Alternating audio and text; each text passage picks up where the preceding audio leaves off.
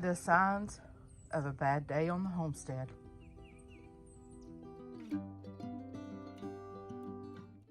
It's like a trail of tears. Time to break out the traps. We've got a predator.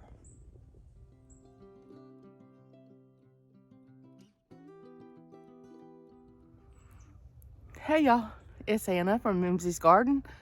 Welcome to PoorBoy Homestead. Today's a little bit of a rough day. I was free ranging my chickens and a red fox came. And it was well daylight. He came all the way up to my porch. Got my Coco Chanel, my good chocolate Orpington.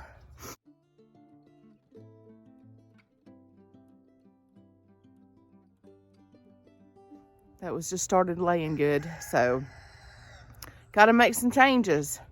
One thing is, until this fox is caught, and even thereafter, probably not going to totally free range anymore.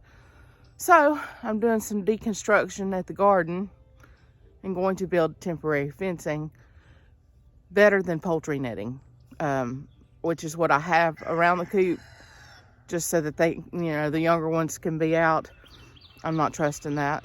It's not electrified, and instead of buying an electric system right now, I'm going to use what I already have. And what I already have is a lot of cattle and hog panels. I had put them up doubled to keep the chickens out all around the garden for as many as I had, and then I had some garden netting stuff that's fairly tall. It kept the chickens out on part of it. So I'm taking down the cattle panels today, and I've got some 8-foot T-posts, and so instead of doubling them this way, I'm going to height-wise attach them together. And then I've got a roll of chicken wire, and I'm gonna go around the outside with that. And this is just for them a day run, not to be out all the time. This is just keeping them contained, because now there's 45 birds, and so they need more space than just being cooped up in the clucker's cottage. And so I want to let them have a little bit of outdoor space until I can buy the actual fencing that I want. I mean, I've got lots of things going on in my head about it. Thought about putting up a high chain link fence and getting a guardian livestock dog. Don't really want to go through all that puppy training and stuff. I've thought about Fort Knox type fencing and covering the top. So I'm not sure what I want to do money wise yet. So for right now, I'm going to recycle what I have, because since the chickens are going to be cooped and they're not going to be able to get it in my garden anyway, I don't need the fence around the garden to this degree. So I can get some more of that plastic netting. Let me show you what I'm talking about. So I've got this around the front side of my garden in different places, different types of fence. I just recycled what I had. And then you see how I've got that cattle panel done. So I'm taking all those cattle panels down. And that's what we're doing today. And when I say we, I mean me. That's what I'm doing today. Poor boy's at work. So farm life is Mimsy's, and this is what I'm doing today. Okay, just showing you what I'm doing here. I'm driving these 8-foot T-posts down, and then I put a cattle panel up, and then I came with a second and put it up to get the height that I wanted. And then I've got some chicken wire that I'm gonna come along this outside with, and then do a little bit of a scoop and just let grass or whatever grow over it. If it lasts that long, I may not keep this up that long. I may go ahead and invest in a bigger fencing get up. But as you can see, I got that poultry net and all wadded up in there. That's what I was using. I'm not confident in that at all anymore, even though they're just out during the day. But this way, if they're contained in here, then at least I can come out here earlier in the evening before the foxes and the predators get on the move like they were the other evening and herd them back into the coop and lock them in. So that's the project of today. This is what I'm working on.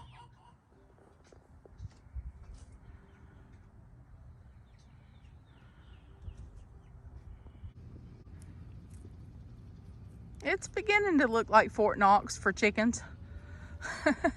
I gotta build myself a entryway up there close to the coop so I can take my little wagon in there and feed and their water jugs and things like that. But it's getting there. I did the double of the cattle panels, and then I put some chicken wire around it. So that should be quite sufficient to hold them in for daytime. And you can see I did a run of wire to the ground out about a foot.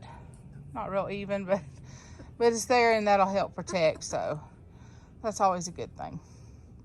And I can, if I decide to keep the fence like this, which I doubt because it's kind of a small area. It's, you know, 16, 18, 19. It's probably 20 foot distance by 16. Yeah.